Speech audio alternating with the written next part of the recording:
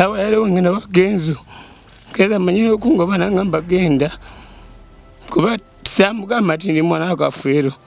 wabula yalaba mukwano gwe nina mutegese muwade milioni 10 tukoze ekivulu nanga ekivulu sakikola nti oba ne mutegese wa bivulu.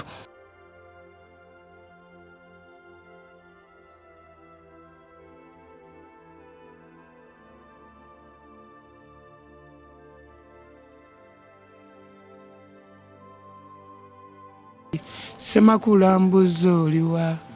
misa kimukwano gwange waddala enyumba yange efuuse kifulukwa ddala wekiti kati kino blanketi sweta nenga ate blanketi kati engoye ezo zonna otambula nazo wano ate oyagala nkulage vest ndisula wa kakwatireko nga bonoonya akatabo kwatira esi tuziraga abantu.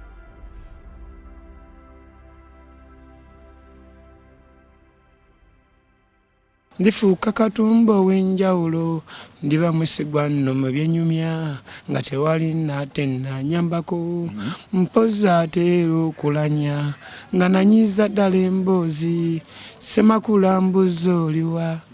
misa kimukwano gwange waddala enyumba yange efuuse kifulukwa ddala wekiti kale nno jogire nno tukeyo waliwe wate wadingwani walinga kadongo kanona katuyimba ova ekyagwe nodde Masaka wotyo kati ogenda okudde Masaka nga ne mukyala we olubuto lwali nga ne Swazi ye mwana guyayogerako so nga sigwe musaayi omubuulirire gwego oguli muguli nonno gwayimba nti omusaayi omuboole gutyo we guli gukyusa emboozi nga gwezudde ndi sigwegwe ekyaggwe nno bannange temunjogeza byamaggwe adde ewaabwe oyo Swazi atuleke nga we tuli tudde ewaffe nze kati mpanyimbe akate kyeza okunyiga n'okakasuka buli bweyogera ku Swazi ng'osiba emitafa akwatire oyo mukwano gwange ndaseefu nga kwatire oyinza okankuba mu mutwe ng'omuggo wepu onywedde namu naye ng'oyiwayo kangi kookya omutima Katumba twogere ensawo eyo mwemuli engoye zo mwemuli bukimu osula mu bifulukwa kiki ekigenda mu maaso ande kigenda mu maaso kiriwo ekiti nalonda omusika abaliwo nkugambye ne bakyusa omusika yeye ne badibaga mpozi okumuyamba ogenda wabweru nno waliyo ki okulaba Messi mpozi ne Anodi Swazi nigo oyo azannya firimu ezikulaga Kampala mu kkooti kati nno mu kkooti nno nkulaga ki nti ne saala z'ekirezo baazikoonako abali abayinza nga Robert Kayanja ne Kiweeweesi Oweri Okansanga byawunzika nga tebalinaawo anti Museveni ng'abayinza amaanyi akutte ne Papa boogedde babiri Museveni agambye Papa nti ogenda oti yamugamba nti nze nkyali muto era nkuze era nkugamba nti nkyali muto so nga gwe gye bujja mu maaso ogenda naye ndekera obuyinza nfuge eggwanga kati Museveni nno musango gwa kabi kubanga gwa mazima okuva eri Katonda era atwala Museveni mpozi ng'olina amaanyi naye nga tolina amaanyi ogenda sanga obuzibu nnyo anti musaala z'ekiro nno baazikoonako ani yazikoonako Museveni mu budde bw'ekiro era we twaveeyo nno mu budde bw'ekiro covid kalantini n'atandika nze Katumba we yali mukwano gwe mutabanyi wa Kafeero wentyo nenvunama ku maviivi nga ndabye ebiddiirira anti Abamerika n'Abazungu bagambye bitya mbu obulwadde buluma ayambala masiki yo nze kyenva nziruka nga ngenda wa Museveni ne mugamba gale eggwanga ensi bigenda mugamba ambo soja tujja twebuuza ani yagamba Museveni akugala eggwanga nze Katumba oli wano ndi wano mbimaleyo mbimaleyo yamugamba ligali bimaleyo nganga kasiza omuzimu gwa kafero gumulinye otali yekono kati gona kuba professor tokwato ja kankuba kubankubuza nyo ebibuzo ebikunyiiza nyamba buyambi nkekwatire nange mba safe nga ngakutte soko bimaleyo kati 2 nga twanguye ensonga nze ndi mu covid yenne kansanga ndaba ebiddirawo nebuuza n'emikwano gyange njigambye nti Museveni wuuyo no mulabye mutya agambye ennaku ziri 14 naye ebinasukawo ne gibya emyezi munagamba mutya nowire ekidiiraawo nalaba mukwano gwange ng'akwata ebyewaka akutte fooko mpozi n'essowaani ze ayagala ayamba abaana be kye banaalya konse ng'oyanguye nnyo ng'ensi ekyali Museveni wakugala eggwanga emyaka ngeyo wamugamba nge n'emyaka ogimanyi gye wamugamba gende maaso ekyakikola 20 munange so nga nkuzayo emabega gye nali mpise 2019 nali nnowe nti nawandika akatabo ng'era kagambawe kati tino NRM usipaka lasti kinali ndowoozezako nno kyaliwo ekiti nti abavubuka bangi nnyo abaali bafudde mpozi n'abo abaali bawambiddwa mu ngeri wetyo so nga butamanya ate bubatwala mu mbeera eyo nempandiika akatabo era wentyo nenkakolako oluvannyuma Museveni najayitamu mbw ategese ekivulo eyo no bambye ekkololo nentuukayo nga nina abavubuka bannange nekalakasa nnyo ne semwayi nenkwata kati nno waaliwo no bambye ayali antaasa yali musa producer ekika mpadde furudozi ku luno bidde ddala doozi eri gye mbadde ndudde okufuna andabye nga ekiriisa nkibulwamu owai producer omufunye ankubidde ddala kali ke bayita nti kati emmese weba eganya obutwa kagikube eddagala lya nte eyabika omutima owai mbadde sawa akatabo kowaniko kayinaawo akatabo akatabo nyinza okuba sikayina naye ankerere mukondabe kebireko mu nju waffe ebintu byonna byakyuka nagamba nsula wabweru kakati kino brangiti sweta nenga ate bulangiti kati engoye ezo zonna otambula nazo wano ate oyagala nkulage vest ndisula wa kakwakireko nga bonoonya akatabo esi tuziraga abantu sebe eno yakabi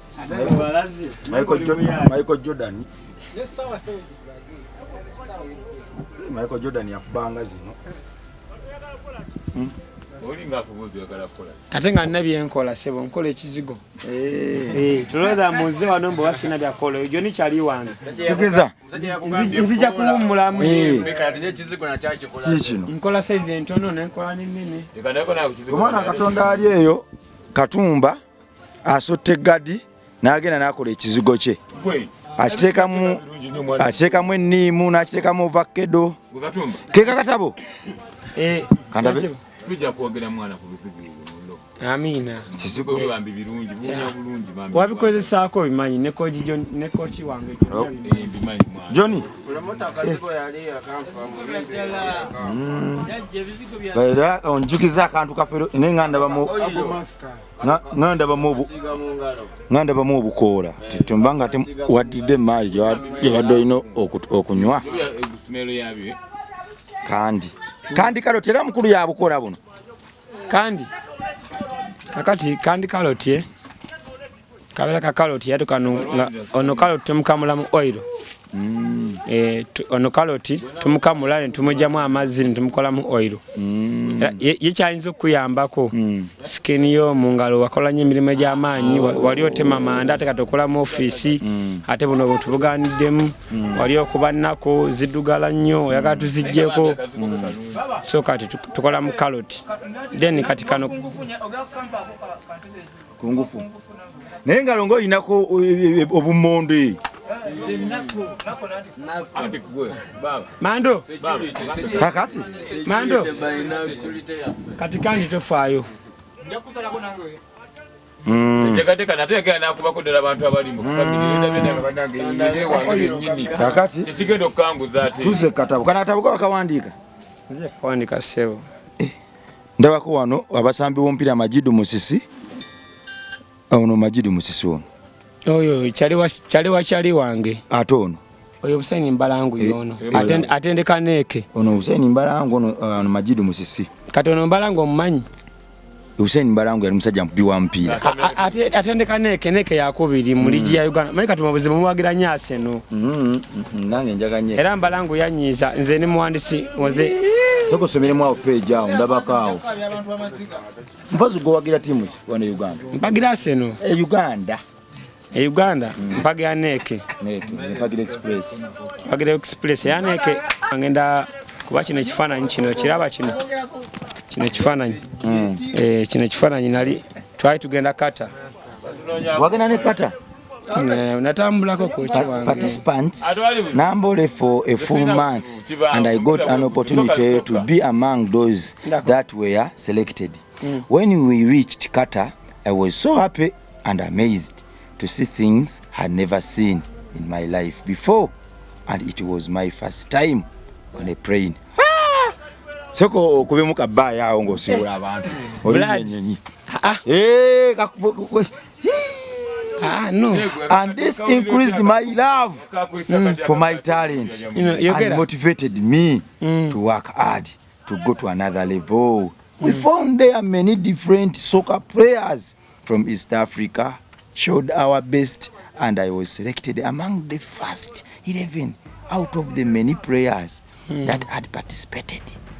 During the month of August of that very year, 2013, we were taken to Madrid. Mbivudde kakatabo ka bulimba.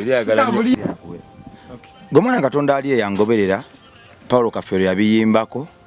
yagumya amaka mangi fwe twabiwulira nakati bitu byatutambuza. Twayiga we tulina okukoma we tulina okutandikira newe tulina okukkiriza nti kino kitususseeko ne tubivaamu wadde nga teyatuyigiriza kupowa. Waliwo akayimba kensinga okwagala nonno nze omuzira wange oyo we yabiyimbirako nebikolera ddala amakulu bwe nabigatagata bye nali mpitamu kye nafunamu kyali kyanjawulo. Yawalirizibwa okuba omuwuulu ng'ebigendererwa byabwe abirengedde naye nga bibunya okubuusabuusa era naddamu n'atugamba nti obugumiikiriza kintu kikulu. Baayiye omulimu gw'okuyimba okuva mu kasasiro yali atenkanika obuyimba babufiiriranga okuyimba ng'ate bwe babavuma. Kwali kwagala kisa n'amagezi okuba nti baagutwagaza naffe okugusanga tukyakola amakulu. Singa abaddewo essaawa zino Katumba embeera gy'alimu gyani yagadde omulaba nga gy'alimu bye yakola era bye yalwanirira ddala Katumba ali mu bifunamu ssaawa zino oba enteekateeka ze zino we zitaatuuka kulaba nga ne Katumba azisanga era kakwatire atonkwatira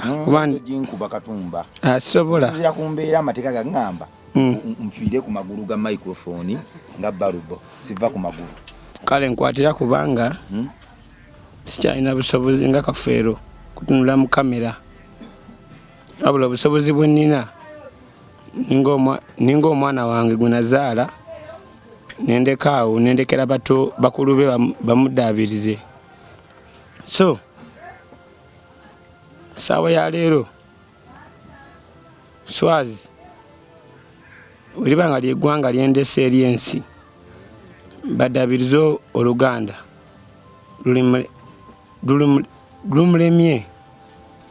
telumulemye nti oba talumanyi alumanyi waba olw'okuba nti sinda yange naye namwagala ng'omwana. Kale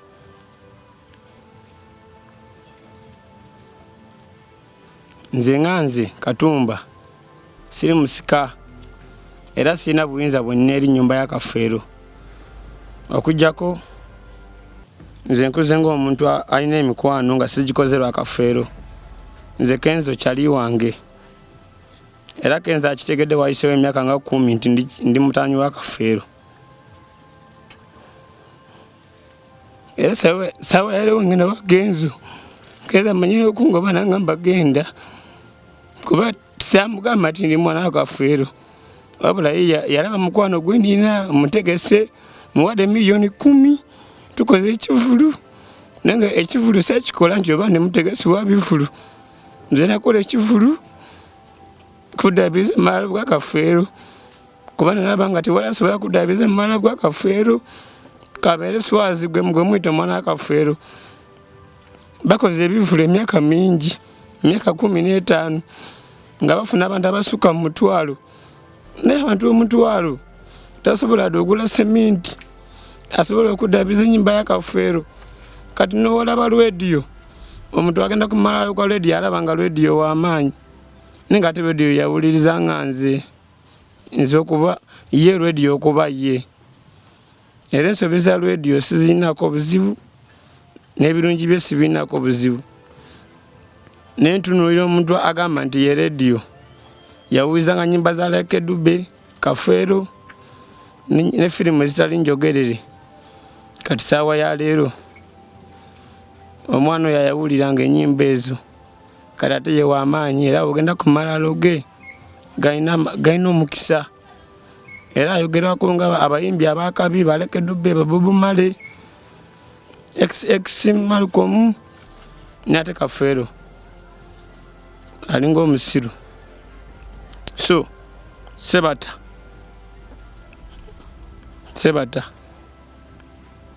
tewakyaliwo obudde bwakwewalana nti gundi yansinga oba tusuze emyoyo nti gundi yaluyimbye kabeera amaka g'abasomyeko wabula kyobaokola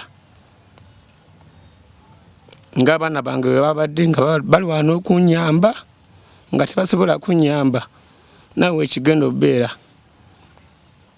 so yamba omutabanyi wange akole ekivuli kye adabiriza amalalo gange ennyumba yange bagizimbe nga weolina okuba temugyawo malalo gasooka wabula agamalalo agaliwo gemumanyi gemwazimba mugase mu giraasi wemumala ogateeka mu giraasi ya fuuti 3x3 mu bugazi mu buwanvu 2x2 then muddemu muzimbe ennyumba endala tetafaanana eyo nga weefaanana Kafeero talina buzibu gye muli kuba bwe yayogera ebyogera nga akuuma eggwanga yalina obulumi bungi kati nga gwe busirikirwa nti wajjamu omudaali gwe mu bulago ebitakyabirowozaako naye ekimuswaza nti niwebeera TikTok page eyakabi gwe gy'olwana okufuna Kafeero yafuga si Bob Marley wano e Uganda.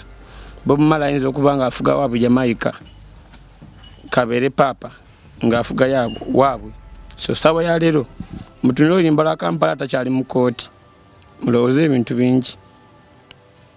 nti n'essaala z'ekiro zono baazikonyeeko naye nesimanya ddiini kyeyebezisoma kwe kugamba lubeera olutuulo oluddirira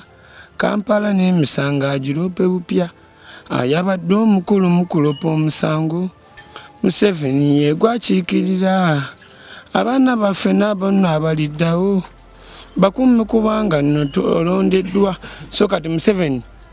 towangadde lwakuba nti olina obusobozi owangadde lwakuba olina okukuuma mikwano gya mikwano gyo Kafeero tiyalina buzibu gy'oli niwe kibanga ennyumba ya Kafeero gye yali asulamu kati kifulukwa musulamu mbwa ng'ogyeko ekyo wodda ku malalo ge ennyumba ye yagwa eyaddala era nga n'abaagala ogendayo ofuna emikisa nga Bobi Wine bagendayo Ssemakula bagendayo Misaki gwe ŋŋamba n'abantu abalala kuba bamumanyi nti yali musajja wa muwendo sebo Museveni sikusinza nti oba oli Museveni kubanga gwe pulezidenti naye nkusinza lwakuba nti Katonda yakuba omukisa okuuma eggwanga Uganda n'emikwano gyo baavaawo bingi byomanyi wadde olaga nti tomanyi Uganda olumanyi naye teekateeka amagenda go kubanga amagenda go si ga bukyayi okuumya abaana okuumya abazzukulu era buli omu muwadde ky'olina omuwa naye ennyumba ya Kafeero weeba ekyalabikanga ey'omugagga just omugagga akuuma e Kampala olimba Kafere yali wa muwendo okusinga radio era Kafere yali wa muwendo okwenkanankana ne basudde David ennyumba ye nze ne mba nvuddewo sina musango gy'oli kuba nze ndi mwana abonyebonya awatali kitange era nga ne mama wange alina buli kyalina ne sente zazina ne namulekawo ndekawo ne famire ye ne following Kafeero. Sina bingi byakwogera leero kuba mpulira nkooye naye byenjogera mbyogera lwakuba birina amazima. Swazi niga nze simanyi linnya lyo lya kika mpira bakuyita Swazi niga nze Katumba Eric singa Nantongo nagenze ne mulaba olunaku lwabadde leero lwakuna jolo bakubyaseno namulaba ku lunaku lwali lwakutaano naye yaŋŋamba tosa mu famire y'ekitiibwa wadde nga gusaziniga era naŋŋamba alwanye tuyamba naye olwokuba okozesa amagye n'okozesa n'abantu ab'enjawulo olwokuba nti Kafeero yayogera nti swazi nolowooza nti gwe swazi naye nange nze Katumba nange yanjogerako era sibyogera nnyo ebiseera ebisinga kuba nze nemanyi ndi mulekwa atalina kitange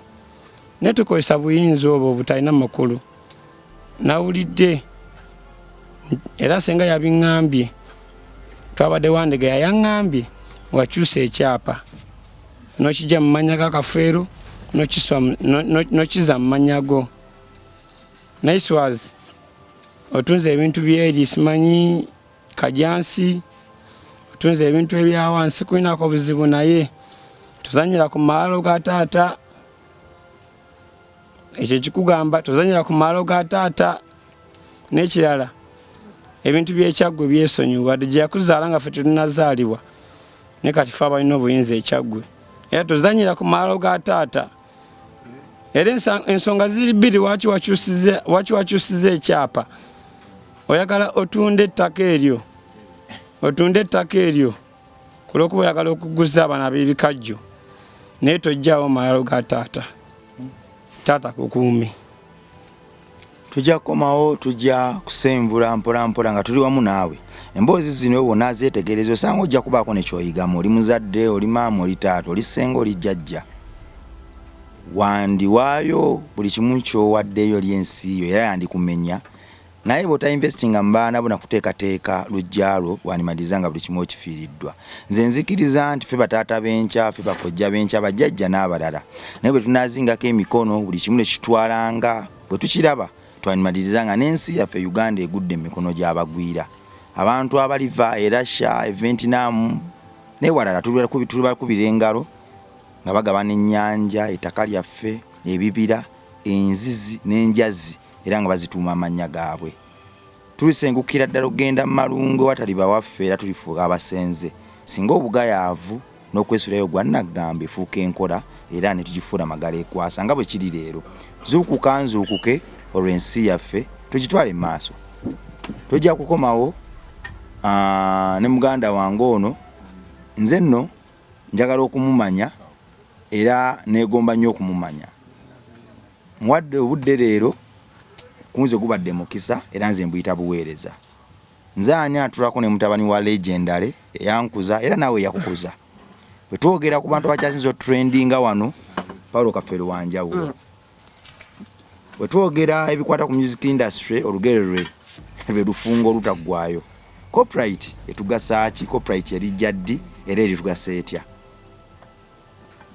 mwembanga nze bwe nyimba music omwana we tasobola mufunamu naye nga ate akyusa obulamu bw'abantu bangi kiba kibalamu amaanyi kikolerera abaana baffe